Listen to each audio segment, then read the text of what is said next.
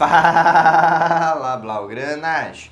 Matheus Norman aqui para mais um vídeo no canal do Blaugrana Brasileiro. E hoje a gente vai para a parte 2 de um quadro que a gente iniciou no final da semana passada e que nós vamos finalizar antes do início da temporada. Um quadro em que a gente projeta o desempenho, o nível de protagonismo e quais serão os gols e assistências que irão contribuir cada um dos jogadores do Barça. Na semana passada a gente falou sobre os defensores, goleiros, laterais e zagueiros, e hoje a gente vai para o meio-campo. O setor que para mim é o mais bem coberto do Barça, tem mais talento espalhado por todas as posições e funções e que obviamente, principalmente no assunto protagonismo, utilização, vai ter polêmica. Mas antes da gente ir para o conteúdo propriamente dito, aquele lembrete, você já sabe, é importante. Curte o vídeo, se inscreve no canal, hypa! Fazendo tudo isso, você me ajuda a continuar crescendo e a levar um conteúdo cada vez melhor para blaugranas espalhados pelo mundo inteiro. Já curtiu? Se inscreveu? Hypou? Então vamos lá. Você me deu o seu engajamento. Deixa eu te devolver entretenimento. E o primeiro comentário que eu quero fazer antes da gente ir para os nomes que o Barça tem à disposição e para as nossas apostas de como será o desempenho e o protagonismo de cada um ao longo da temporada, o primeiro ponto que eu quero abordar é que no vídeo passado, alguns comentários foram na direção de que eu tava exagerando. Caramba, tá muito otimista, velho. Como assim você tá apostando que o Koundé vai ter entre 10 e 15 gols e assistências? Como assim você tá apostando que o Gerard Martin vai ter entre 5 e 10 gols e assistências? Isso daí não é realista, pô. Tem que baixar esses números. E aí eu quero trazer para vocês uma curiosidade que eu não citei no vídeo e agora acho que deveria ter citado. Em nenhum dos defensores eu subi o patamar de desempenho quando a gente apostou em gols e assistências. Você pode comentar se a minha esperança de evolução do Gerard Martin, a manutenção do nível do Koundé, que foi um dos melhores laterais da temporada passada a nível mundial, e eu aposto que isso vai permanecer. Pode discutir o nível de desempenho, o protagonismo e tudo mais. Só que aqueles números, eles não são melhorados. Os números que eu apresentei no vídeo anterior, eles são todos na mesma média. Isso eu acho que é um sinal de que o desempenho ofensivo do Barcelona na última temporada foi tão brutal que o torcedor nem acredita que é realista esses números existirem. Mas revelo aqui para você, que não fez a comparação e talvez tenha ficado um pouco assustado, achado que eu estava iludido demais, nenhum dos números que eu apresentei no vídeo dos defensores é subindo o patamar de desempenho. Todos é apenas mantendo. O único que eu elevei o patamar foi o Joan Garcia, porque ele vem do Espanhol, ele é um goleiro. Eu apostei que ele vai terminar o Campeonato Espanhol com 10 clean sheets. No Espanhol ele não conseguiu isso, no Barcelona eu acredito que ele vai conseguir, porque são times de patamares diferentes. Ali sim, eu apostei numa melhora significativa dos seus números mais importantes ao fim da temporada. Nos outros, nos que já pertenciam à equipe, Íñigo Martínez, Araújo, Koundé, Gerard Martin, Balde, Eric Garcia, todo mundo eu mantive na média. Por que eu estou falando tudo isso para você? Porque no vídeo de hoje, agora sim, eu vou subir o patamar de desempenho e de números de alguns jogadores, principalmente dos que sofreram com lesões na temporada passada, mas que na atual não devem repetir porque não tem histórico disso, ou me geram a esperança de que mesmo tendo histórico de lesões, assim como a gente conseguiu com o Pedri, esses atletas serão recuperados, vão manter um bom nível físico e vão ajudar muito o Barcelona ao longo da Champions League, da Copa do Rei e do Campeonato Espanhol. Beleza? Sem mais delongas, vamos começar. E vamos começar pelo jogador que mais nos surpreendeu nessa pré-temporada. Passou um ano lesionado, uma lesão gravíssima que muitas vezes pode até não encerrar, mas limita a carreira dos jogadores. Teve um retorno um tanto quanto oscilante, mostrou alguns detalhes da sua vida da sua vida anterior à lesão, mas também mostrou uma certa falta de ritmo, uma necessidade de se reencontrar, não conseguiu voltar a se consolidar nem no time titular, nem como uma das principais opções vindo do banco de reservas, mas que a gente sabe, era questão de tempo. Talento ele tem, força de vontade mais ainda, e com o nível físico de volta, vai ser muito útil para o Barça durante a temporada. Estamos falando do Gavi. Na pré-temporada ele foi o grande nome, o nome mais falado, o nome mais comentado pelo desempenho positivo acima das expectativas, E eu acho que durante a temporada vai ser igual. Infelizmente para o Gavi, e felizmente pra gente, ou quem sabe até felizmente pra ele, que é tão Barcelona que prefere ficar no banco e ser campeão do que estar no time titular e o time oscilar um pouco. Mas para quem queria ver o Gavi em campo, infelizmente, ele está competindo com 3 dos melhores meio-campistas do planeta pela titularidade. Você não vai conseguir me mostrar 5 meias ofensivos mais talentosos que o Dani Olmo. Não vai. E você menos ainda vai conseguir me mostrar 3 melhores que Pedri e De Jong. A gente está muito bem servido de meio campo. É o setor mais talentoso que o Barcelona tem. O ataque ganha destaque, mas quando a gente fala de meio campo, até o banco de reservas é extremamente talentoso. Então, mesmo o Gavi tendo potencial, ele acabou de completar 21 anos de idade, para no futuro ser titular, quem sabe ser até capitão desse time, nesta temporada eu acho que não vai ser o caso. O De Jong conseguiu se recuperar bem da lesão e voltar a jogar em alto nível. O Pedri a gente não precisa nem comentar. E o Dani Olmo só se permanecer com os problemas físicos para perder a posição. Por enquanto. Mas lembra, 21 anos de idade, o Gavi ainda está numa curva de evolução. Não descarto, embora não aposte que nessa temporada ele ganhe a posição. Acredito que nos próximos anos sim ele se consolida no time titular. Então minha aposta de desempenho para o Gavi é ser um reserva... a minha aposta de utilização do Gavi é ser um reserva de luxo, que pode tanto ser titular para descansar os principais meio-campistas, quanto pode entrar num segundo tempo para mudar o cenário do jogo, especialmente numa questão tática de buscar mais intensidade, mais desarme, mais poder de recuperação, ainda que se abra um pouco mão de criatividade. Colocando o Gavi para jogar junto de Pedri e De Jong e sacando o Dani Olmo da equipe, ele vai jogar bastante, embora não seja titular, um reserva de luxo, uma espécie de 12º jogador e termina a temporada com entre 10 e 15 gols e assistências. Aposto que ele vai ter aí na casa das 7 assistências e na casa dos 7 a 8 gols. Por isso, entre 10 e 15 gols e assistências. Essa é a minha aposta para o Gavi. O Gavi, sim, ao contrário do vídeo anterior, eu estou apostando numa subida de patamar na entrega dos números. Vamos para o segundo nome, Pedri. Se alguém acha que existe um meio-campista melhor que o Pedri no futebol mundial, por favor, me aponte. Porque, sinceramente, eu acho que todos os que tentaram comparar, quando a gente foi aprofundar a discussão, abandonou quem ganhou mais troféu. E foi pro desempenho em campo mesmo, todo mundo comeu poeira, todo mundo ficou para trás. O Pedri tá voando. E a gente sabia que seria assim.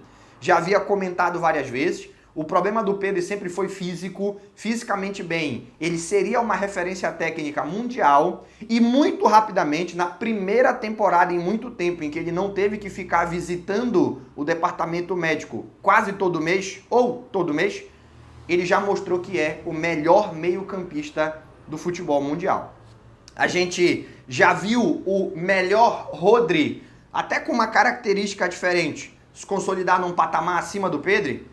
Nesta temporada, ambos devem estar fisicamente bem. A gente vai ver uma disputa boa. Infelizmente, nenhum dos dois é brasileiro. Ambos são espanhóis, né? Mas a gente vai ver uma disputa boa e eu acho que o Pedri vai levar vantagem. O Pedri, portanto, para mim, no quesito utilização, titular absoluto, mas isso você não precisava de mim para te falar. E no quesito desempenho, será, de novo, o melhor meio-campista do planeta, independentemente de função, de posição e de característica. Sabe aquela conversa para ficar em cima do muro? Ah, quem tu prefere? Quem jogou melhor, o Pedri ou o Vitinha? Ah, mas são características diferentes, eles exercem funções diferentes, não sei se dá para comparar. Dá para comparar sim! Dá para comparar sim! O Pedri foi e continuará sendo o melhor meio-campista do mundo. E no quesito gols e assistências, entre 15 e 20. Talvez, se ele exercesse uma função de jogar mais perto do gol, eu pudesse aumentar esses números aqui. Por enquanto é entre 15 e 20, e eu acho que ele vai ter nesta temporada um aumento do número de assistências. Eu acho que o Pedri vai fazer no mínimo 10 assistências, vai conseguir no mínimo 10 assistências. Já era para ter conseguido isso na temporada passada, mas a galera perdeu muito gol, né? Perderam muito gol com o passe do Pedri, nessa temporada não vai acontecer, vai ter um pouco mais de sorte no acerto do companheiro, vai melhorar o número de assistências e por isso vai ficar entre 15 e 20. Vamos dizer 13 assistências e 7 gols. Eu acho que isso é o que o Pedri vai fazer. E tô jogando para baixo, hein? Tô jogando para baixo porque eu imagino que vai ser uma temporada em que ele vai ter muita importância na construção do jogo e talvez não pegue tanto na bola próximo da área adversária, especialmente se o Dani Olmo estiver fisicamente bem, mas talvez ele supere essas expectativas, eu não ficaria abismado. Dito isso, a minha aposta é entre 15 e 20 GA, participações em gol. Frenkie de Jong. Meus amigos, o De Jong, ele chegou a ser questionado um período. Inclusive surgiu o mito que o De Jong lesiona muito. O De Jong teve um problema de tornozelo 2 temporadas atrás, que foi recorrente, porque a gente tinha uma carência muito grande no meio-campo.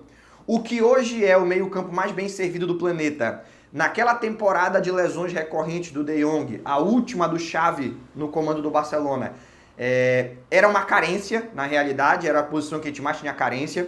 Naquela eliminação para o PSG, inclusive, suspenderam o Sérgio Roberto, que nunca foi uma liderança técnica, e a gente ficou extremamente assustado. Meu Deus, perdemos o Sérgio Roberto. Não quero ofender a história do Sérgio Roberto, acho até que a galera pega um pouco no pé dele acima do tom, mas, com todo respeito, se a gente viu o Sérgio Roberto ser suspenso e ficou desesperado, é porque a gente estava com uma carência muito grande de meio-campistas, e estava mesmo. Então, naquela temporada, o De Jong teve uma lesão que não curou da maneira que deveria e ele voltava antecipadamente. Isso aconteceu em 2 oportunidades, inclusive no confronto contra o PSG, porque a gente precisava que ele fizesse um sacrifício para se manter vivo nas competições.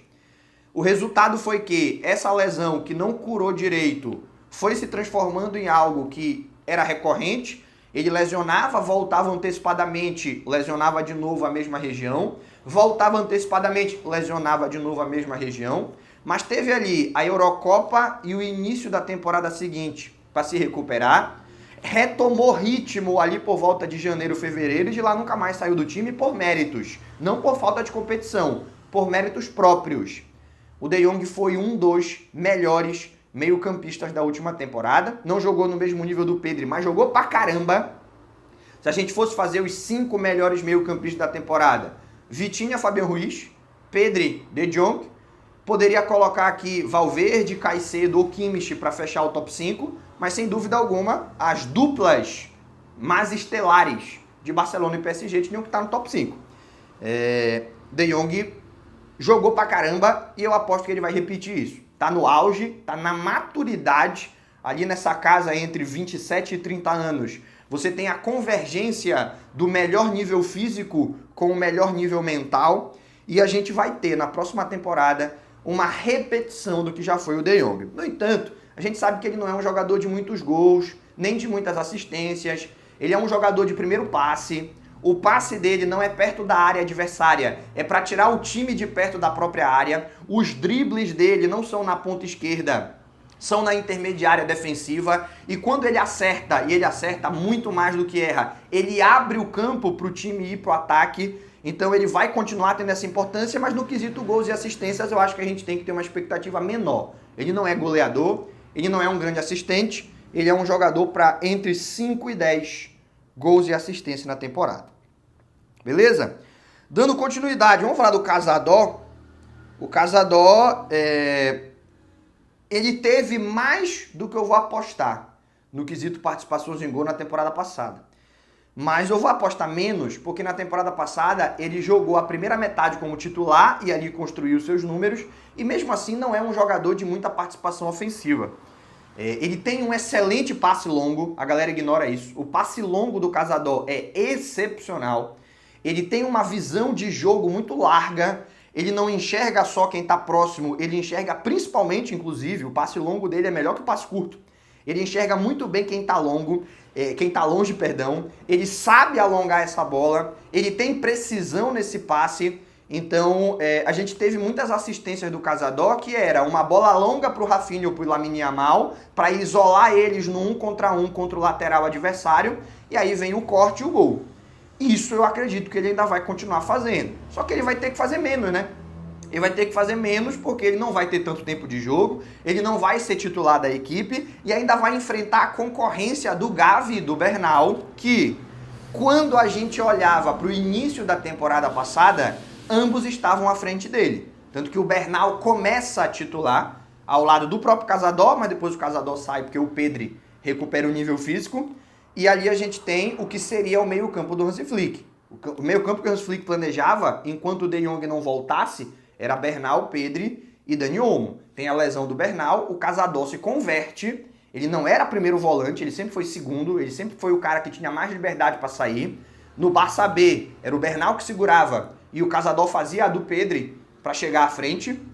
Só que, numa questão de necessidade, ele se reinventa e se encontra na posição de mais contenção à frente da área, virou um cão de guarda e jogou bem pra caramba. Gols e assistências, não espero muito. Acho que a minutagem dele vai ser bem inferior à temporada passada, mas ainda vai ser um jogador importante na rotação. Menos que o Gavi, mas ainda vai ser muito importante na rotação. E eu aposto para ele uma temporada de menos de 5 gols e assistências. Eu acho que ele vai levantar mais troféus do que vai ter participação em gol. E tá ótimo, porque é só isso que esse moleque quer. Ele é apaixonado pelo Barcelona. Quem já viu vídeos dele falando sobre o Barcelona, ele sempre se emociona. Ele sempre fica à beira de chorar e às vezes chora. Então, merece muito sucesso o Cazador e vai ter. Temporada passada fez um gol de bunda, né? O Dani Olmo chuta, pega na bunda dele, vai no gol, o árbitro dá o gol pra ele. E eu acho que nessa temporada nem de bunda ele vai fazer gol, porque vai ter menos oportunidade e quando tiver vai ser mais distante do gol adversário. Menos de 5 gols e assistências. Se eu quiser ser mais exato, eu apostaria em 3 assistências e nenhum gol. Bernal. O Bernal deve ter menos minutagem ainda que o Cazador. Ah, mas tu acabou de falar que na temporada passada ele estava na prioridade. Como assim? Muito simples. Ele vem de uma lesão muito parecida com a do Gavi. Alguns advogam até mais grave, porque ele teve algum efeito colateral, danos colaterais na articulação do joelho, que fez com que a previsão do Gavi inicialmente era 10 meses. A do Bernal era 12, era um ano cravado. O do Gavi a gente fala 1 ano, mas é mais ou menos 1 ano.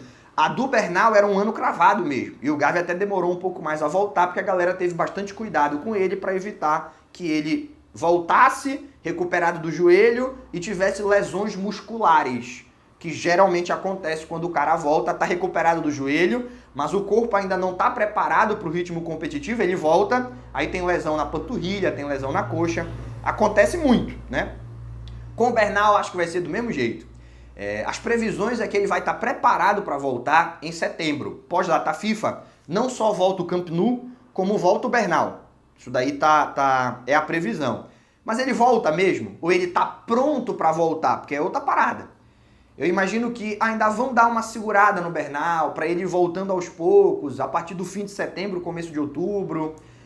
Vai ser uma temporada para ele se readaptar ao futebol de nível competitivo. Olha o Gavi, que também precisou disso, precisou de uma temporada, precisou de 1 ano para voltar a jogar e de 6 meses para voltar a ter o ritmo que tinha pré-lesão. Eu acho que com o Bernal vai ser parecido. Usaram esse termo e eu achei muito bacana. Essa vai ser uma temporada para o Bernal de pré-temporada para a próxima. Eu acho que vai ser o caso, eu acho que vai ser isso que vai acontecer. E eu aposto que o Bernal vai ter menos do que 5 gols e assistências e vai ser o nosso meio-campista menos utilizado, mas vai ser utilizado. A não ser que aconteça um milagre, o físico desse moleque seja privilegiado, ele passe por uma recuperação milagrosa e já volte em setembro conseguindo jogar tudo que jogava antes de se lesionar. Eu não aposto nisso, mas se acontecer eu vou ficar muito feliz. Para mim ele vai fazer 2 gols e dar uma assistência. Ele chuta muito bem de fora da área, para quem não conhece o Bernal e não teve a oportunidade de ver ele chutando, porque ele se lesionou muito rápido, né? Muito cedo, terceira rodada, já ficou 1 ano fora. Chuta muito bem de fora da área, pesquise vídeos dele aí pelo Barça B, pelo Juvenil. Eu acredito que ele mete aí uns 2 ou 3 gols e assistência 1 ou nenhuma. Joga longe do gol também, né? Mais complicado. O mesmo argumento que eu usei para ele vale para o De Jong, por menos tempo de jogo, menos expectativa ainda. Estamos chegando perto do gol dos caras, né? Agora vamos falar do Fermin e do Dani Olmo. Primeiro, Fermin. Alguns levantaram essa bola e eu acho maravilhoso que isso aconteça. Porque se você tem dúvidas de quem é o seu titular absoluto, se você não enxerga um titular claro, você acha que tem competição, é porque o nível tá alto, né? Se a galera, eu não concordo, mas eu acho legal o debate, se uma parcela da torcida acha que o Fermin deve e pode ganhar a posição do Dani Olmo ao longo da temporada, é porque a gente tem um Fermin de altíssimo nível a ponto de ameaçar um atleta do nível do Dani Olmo, né? Eu não acho que ele vai ganhar a posição, mas eu acho que ele vai ser bastante utilizado. Nesse quesito, próximo do gol adversário, eu acho que o Fermin vai ser o nosso 12º jogador. Sempre que precisar sair o De Jong e o Pedri, a primeira opção vai ser o Gavi. E sempre que precisar sair o Dani Olmo, a primeira opção vai ser o Fermin. Como a gente sabe que o Dani Olmo, e depois eu vou falar melhor sobre isso, mas vamos logo adiantar, a gente sabe que o Dani Olmo, ele precisa de alguns cuidados a mais, uma situação parecida com a do Baldé, que a gente conversou no último vídeo. Ele precisa de mais descansos e ele é mais propenso a perder partidas por sobrecarga ou lesão do que os seus companheiros de posição. Eu acredito que o Fermin vai acabar sendo muito utilizado. Vai ser o nosso meio-campista que mais vezes vai vir do banco ou vai substituir o titular da posição. E eu tenho para ele bastante otimista, uma bastante otimista projeção de desempenho. 15 a 20 gols e assistências. Para um cara que tá vindo do banco e não é atacante, é muita coisa. E eu acho que vai ser.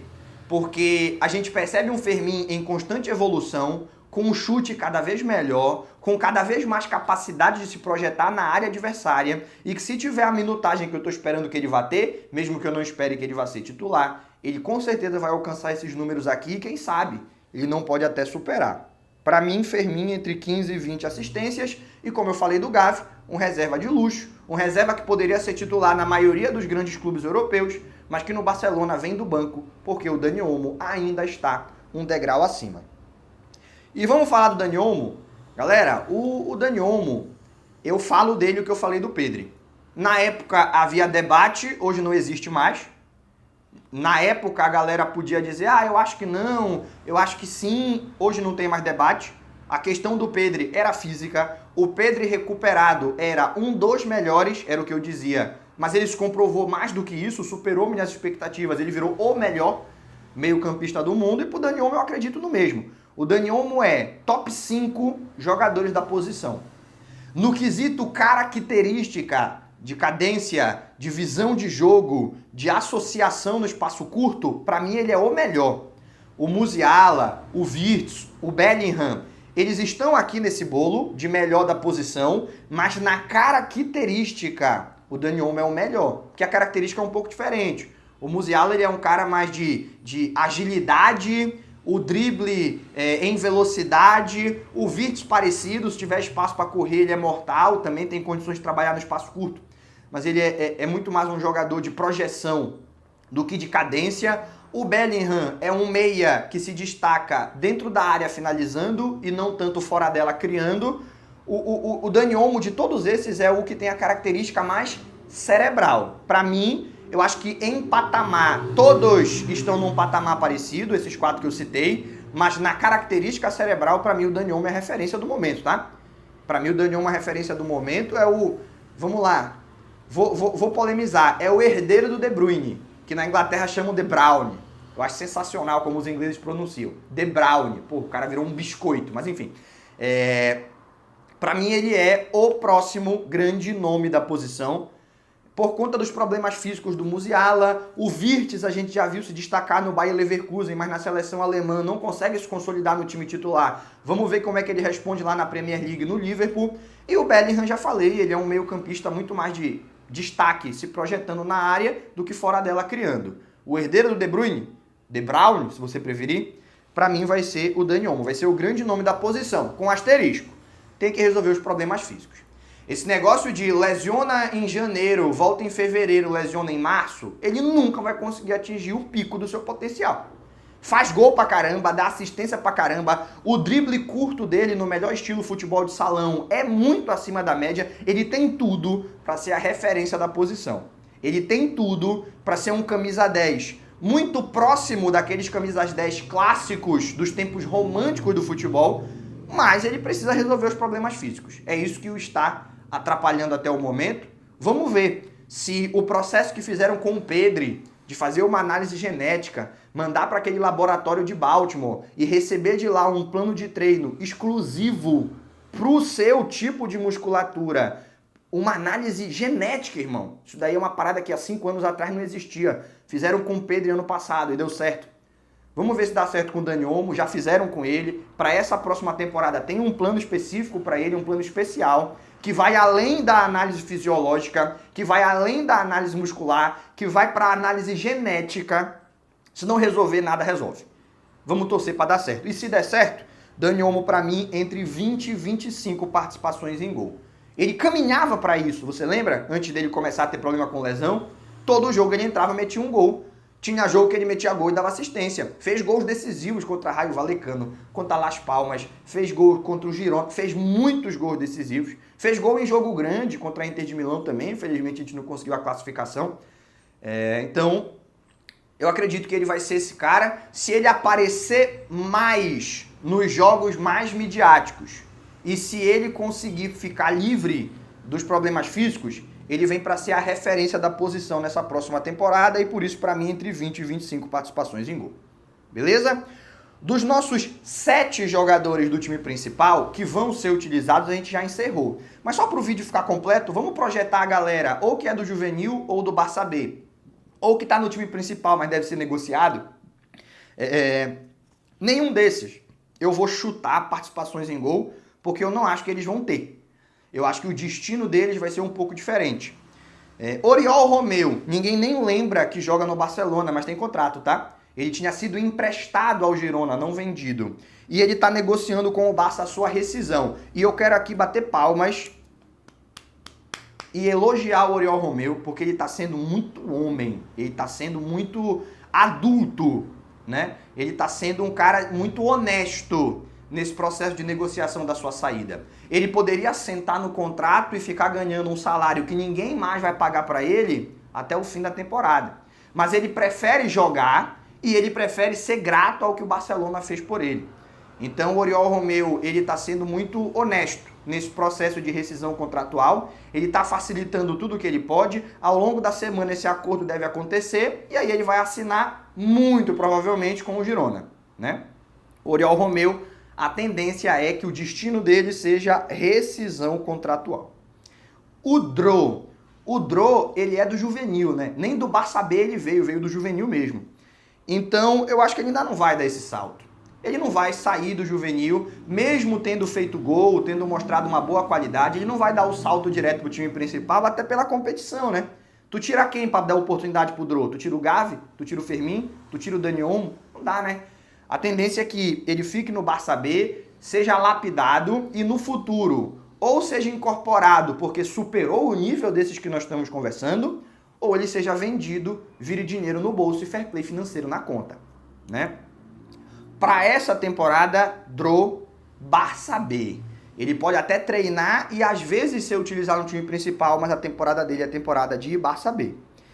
E os irmãos primos Fernandes, e os primos Fernandes que também se destacaram na pré-temporada, mais o Tony do que o Guile, mas ambos chamaram a atenção, incorporaram muito bem o que se esperava deles taticamente, o Tony até gol fez, não vão ter oportunidade, né? Não vão ter oportunidade no time principal e eu acho que o Barça B ficou pequeno para eles.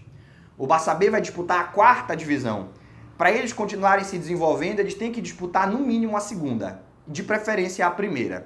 Então, o que se trabalha, os jogadores estão abertos e o Barcelona também, é que ambos sejam emprestados para continuar se desenvolvendo e o mesmo caso do Dro.